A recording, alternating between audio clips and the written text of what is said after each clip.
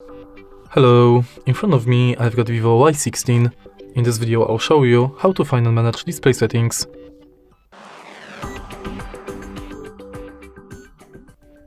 In the beginning, let's go to settings, enter display and brightness, and right here we've got all settings for your display.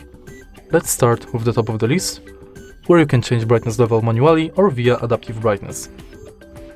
Next, you can enable eye protection, that you can also adjust and schedule. Then you can enable dark mode, that you can also schedule.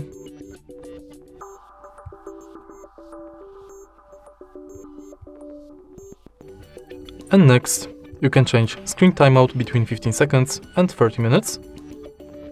Enable or disable auto rotate screen, change color temperature of the screen, adjust font size and display size, and then you can change font style.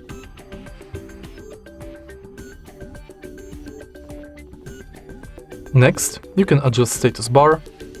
For example, you can change notifications method between icons, numbers and none, enable display real-time network speed, and battery percentage.